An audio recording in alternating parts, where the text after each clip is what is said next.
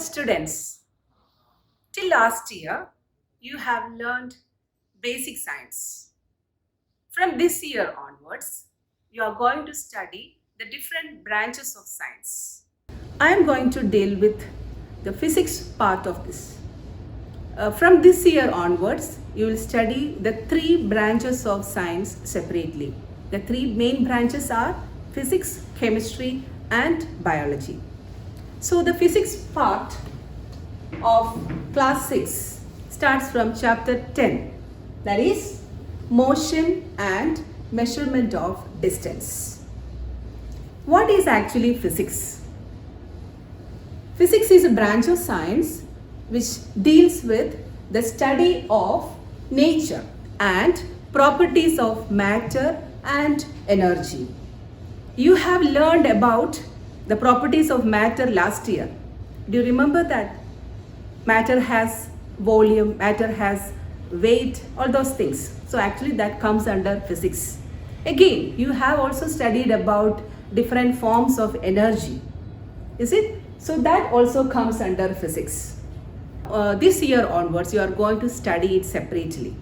During this time, if you want to go somewhere, how do you plan your trip? It's very important to know that how far the place is you wish to travel, so that we can have a good idea how to reach that place, right? If the place is very far, you can opt for an aeroplane, or you can go by train or by bus or by car or just by walking. All depends on how far the place is. We know that to reach different places, we depend upon transport.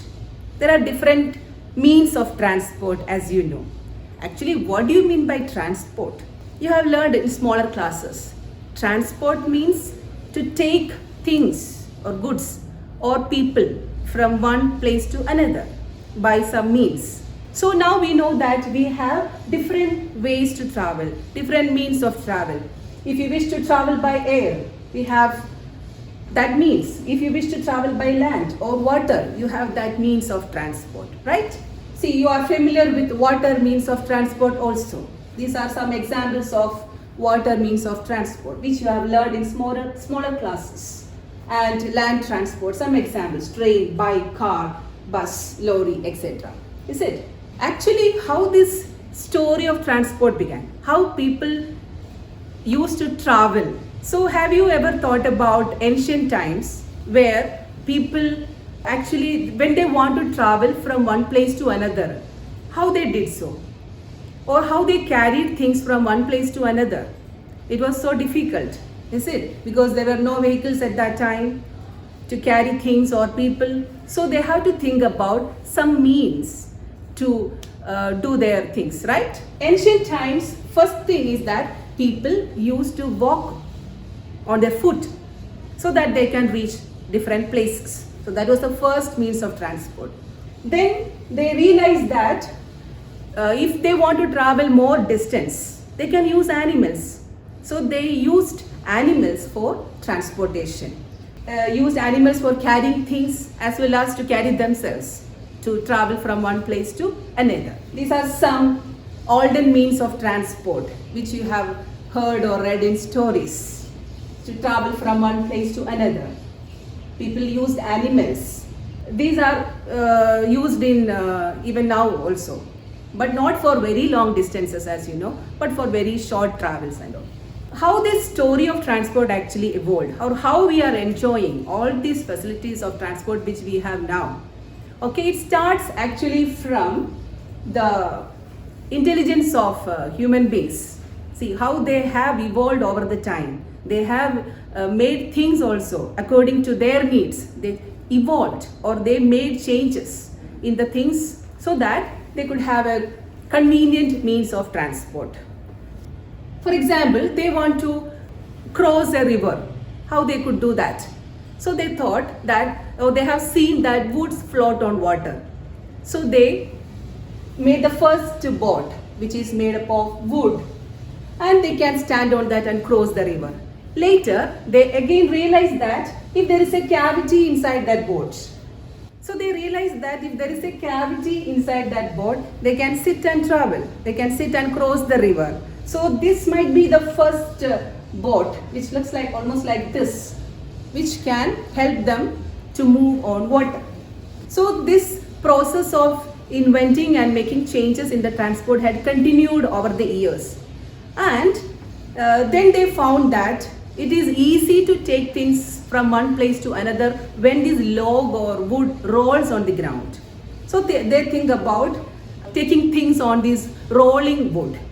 So they can place a cart on the top of that and keep things on it and make the things roll so that it can be taken to one place easier than just by carrying it on the head.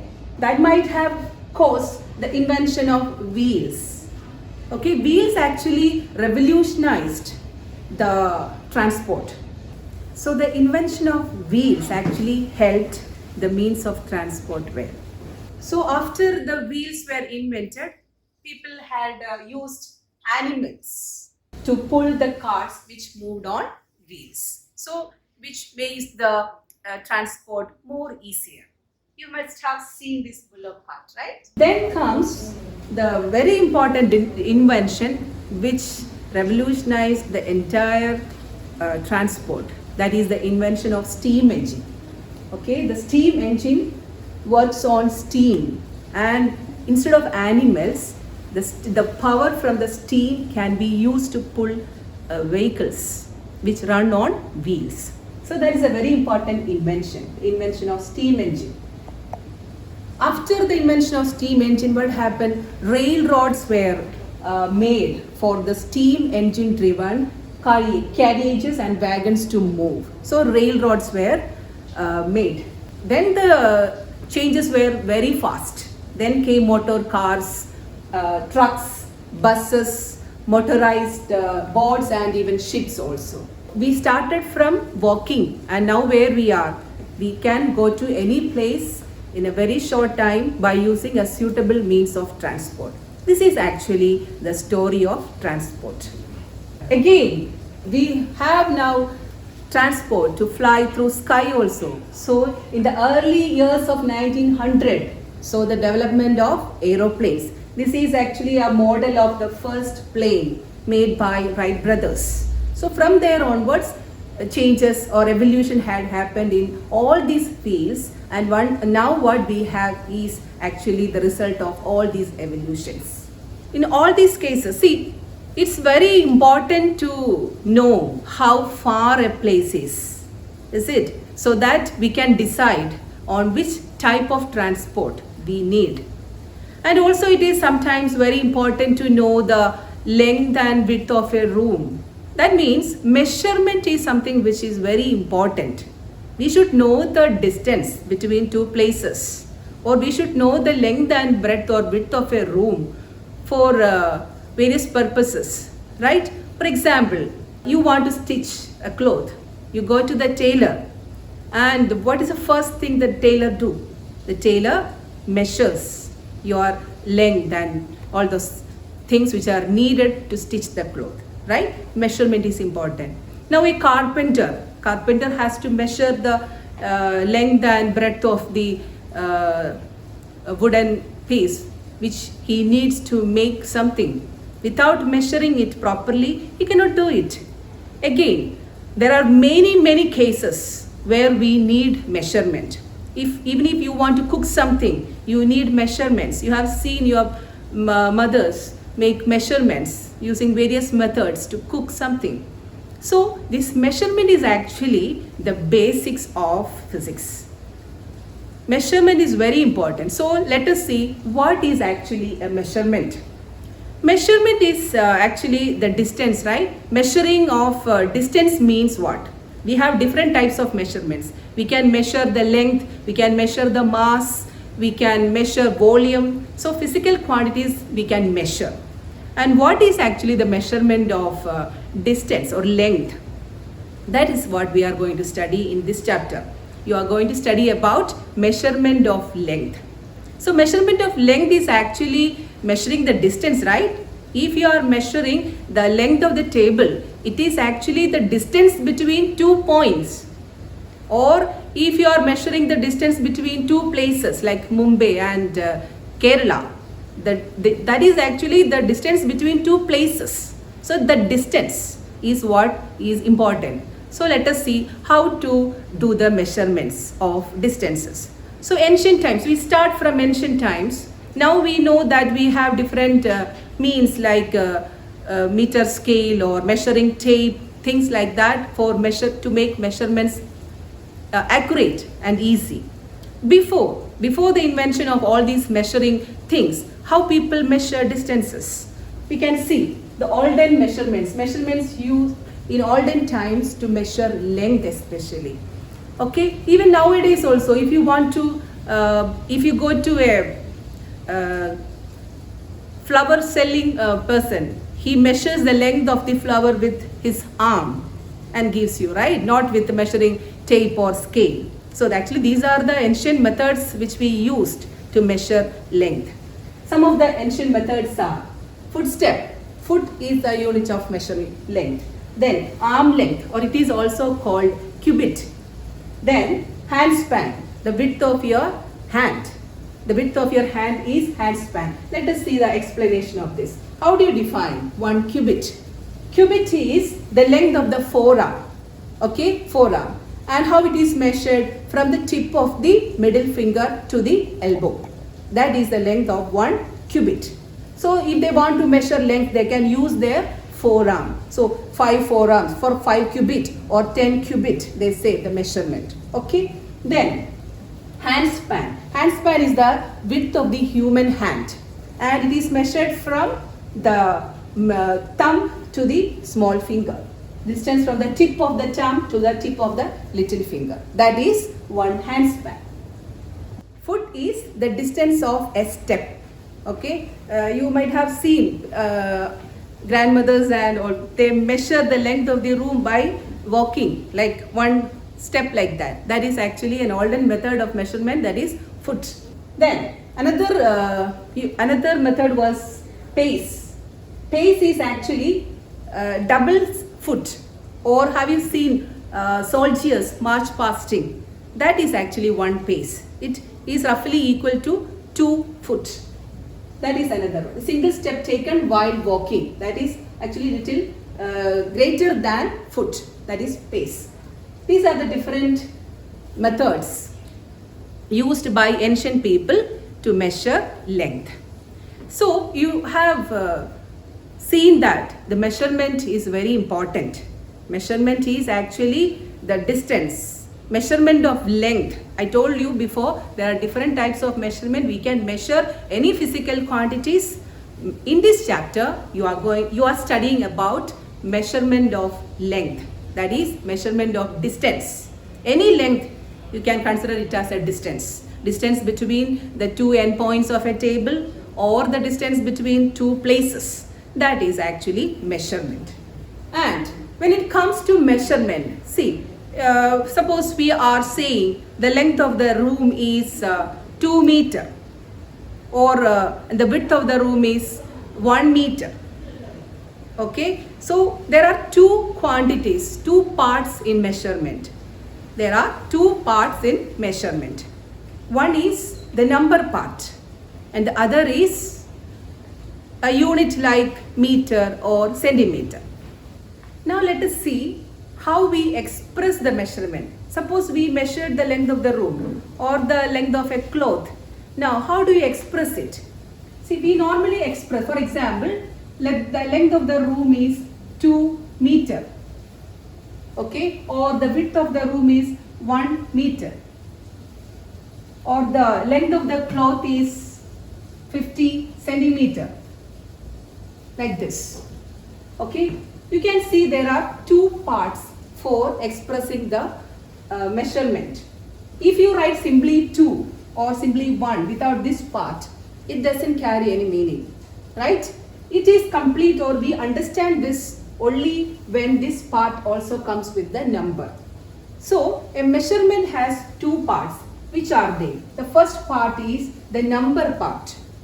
Okay, by comparing the number we can get an idea how long it is, right? Here 2 and 1. We know that 2 meter is longer than 1 meter. So this number part is called magnitude. Magnitude of the measurement. Magnitude, the number, which shows how long or how big it is. Okay, then the second part. The second part in measurement, this is very important. See, we can use different names like meter, centimeter, millimeter or kilometer depending on the length of the object. This second part of the measurement, this is called unit of measurement. So here the length or breadth is expressed in a unit meter. Here the length is expressed in unit centimeter. Okay, so we have to choose suitably which unit for a particular measurement. So any kind of measurement, this is actually measurement. We can say that any kind of measurement has two parts. Which are the two parts? Magnitude, which shows how long, or it is a number part of the measurement. And the second part is to meter or unit. So a measurement is actually magnitude plus unit. This is the basic or important thing in measurement. Whatever you measure, whether it is length or mass or whatever time, whatever it is, it has two parts. Magnitude, which is the number part, and the unit. And what is this unit? You know about the number part. And the unit also, we use common units like meter. You are familiar with that. Meter, centimeter, kilometer or kilogram for weight, mass and all those things. Gram or kilogram. All these are units. Here we particularly mention about the unit of distance or length. Okay, so how do you write the unit? That's an important thing. If you write, for example, we can take the Alden unit. For example, handspan. So if you measure the length of a table using handspan, okay, and you got it as 5 handspan. Okay, that 5 is the magnitude and handspan is the unit.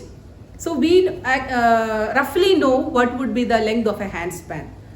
So we get an idea, 5 handspan means this is the length. Okay, so that means measurement actually involves comparison of an unknown quantity with a known quantity. What is the unknown quantity here? For example, take the length of a room. That is the unknown quantity, we don't know. We are measuring it with some means. Okay, and if you are using a meter scale, we know how long is 1 meter. If you are using a centimeter, we know how long 1 centimeter is. So that known quantity is the centimeter or meter or inch. Okay, and the unknown quantity is what you are going to measure. So expressing the unknown quantity in terms of the known quantity, that is actually measurement. Okay, suppose you are measuring your height. We don't know how long you are, is it? So that is the unknown quantity. So if you use a measuring tape which is marked in meters, meter, we know how much is 1 meter. So you are comparing your unknown quantity, that is your height, to the known quantity, that is meter. So that is actually measurement. Comparing an unknown quantity with known quantity of the same kind. That is important, of the same kind. You cannot compare length to weight. You cannot use the unit kilogram for your height. Is it? You cannot say it is 1.5 kilogram. Instead, you have to use the correct unit. That is the same kind. That means meter is a unit for measuring length and kilogram is a unit for measuring mass. So what is actually measurement? How do you define it? Measurement is nothing but comparison of an unknown quantity with known quantity of the same kind. That is measurement. I hope it is clear. Then what is this known quantity called? There is a name given to that which we have discussed in the previous section. That is, any measurement involves a magnitude as well as a unit. What is this unit? That is nothing but this non-fixed quantity in measurement. We know it. Okay, that is called unit. So in measurement, which are the two things we needed? We need to express how long or how big it is. That is the magnitude. That is a number part of measurement. Then comes that number part to be associated with a known quantity of the same kind. That is called unit. So magnitude plus unit gives you the measurement completely. Now let us take the example of olden units which we used in ancient times. For example, take the unit as handspan, and 4 children are asked to measure the length of a table using handspan. So how do you measure it? You have to stretch your hand like this, then measure the length. This is 1 handspan, then start from there, the second, third, like that. They are asked to measure the length of a table using their hands. So child W got the measurement as 7.5. There is, when you measure it, you will find some difficulty. That means we cannot completely measure it all the time. Sometimes there will be some part which is not actually covered in 1 handspan. There will be a little part which is not actually half or 1/3 or like that. That part actually we ignore, or we just assume that it is half or like that. That is how he measured it as 7.5. It is complete 7 handspan and a little part which is not measured using handspan. So he measured it as 7.5, and child X measured it as 7 handspan, and Y measured it as 6.8, and he said somehow it is 6.8. Actually 6 complete handspans and something which is left, and Z measured it as 8 handspans. So here also this is a measurement, right? We have the magnitude, the number part is there, and what is the unit here? Handspan. So 7.5 handspan, 7 handspan, 8 span, like that. Okay, now let us see another measurement. And now meter scale is given. You must have seen a meter scale which you have used for mathematics and all. So 1 meter scale is given to each child, and they are measuring the same table, and see how they have expressed the length of the table. So child W got it as 1.75, the second one got it as 1.74 meter, Y got it as 1.75 meter, and Z got it as 1.75 meter. Can you see any difference in the measurement, in the previous measurement and this measurement? Previously when we used handspan, can you see any uniformity in measurement? One child says no, this table is 7.5 handspan, no. Another one says no, it is 8 handspan. Another one says it is 6. So we don't get the correct measurement of the length. So that is a problem with ancient method of measuring. Now if we have used this meter scale instead of handspan, what is the difference? You can see the readings are almost same. The difference in reading comes because of the person who is measuring. He may not have measured it exactly. There will be errors in measuring. So anyway, the length is almost the same. So if we say, one person say 1.75 meter, another one also agree with that. So what you can conclude from this? Which unit would be better? Is it handspan or meter? So there are some drawbacks while using olden methods of measurement like handspan or cubit or foot or pace. What could be the difference? You now got it, right? Because your handspan is not same as your friend's handspan. There will be difference. An adult person's handspan is different from a child's. So different people have slight variation in their body parts, length of the body parts, the arm, the cubit, or as well as the handspan or foot. Everything varies from person to person. So one person measures and say it as 10 handspan or 10 cubit. It may not be the same for another person. Okay, so that is the main drawback of measurement using body parts. What is the first one? The length of the body parts vary from person to person. So there is no uniformity. This point is important. There is no uniformity in measurement using body parts. So we cannot consider it as a standard unit for measurement. So all over the world, there should be some uniformity in measurement. If one person from India says this is 50 meter long, another person in another country should also agree with that 50 meter. Okay, that is, there should be a standardized way of measurement. So the drawback of measuring with body parts like cubit or handspan or foot or pace is that the length of the body parts vary from person to person, and there is no uniformity in measurement, as well as it is not considered as a standard unit for measurement. You have seen that the history of transport, okay, why measurement is important, and the olden days, how people measured length. And we have also have seen the drawback of this type of measurement, right? And this is for this session, and we'll continue in the next session about, see, we have seen now the drawbacks. Okay, now let us see how we can eliminate these drawbacks and get a standard way of measurement. Okay, so you can read your textbook corresponding to these topics. Okay, it's all about story, and you read it and you'll understand it well, and do this question as a homework. Okay, now please take your notebook and note down these questions. First question, name some means of water transport, land transport and air transport. You have to write the names. You can even make column. Okay, one column for land transport, one for water transport, and one for air transport. Second question, handspan is not considered as a standard unit of measurement.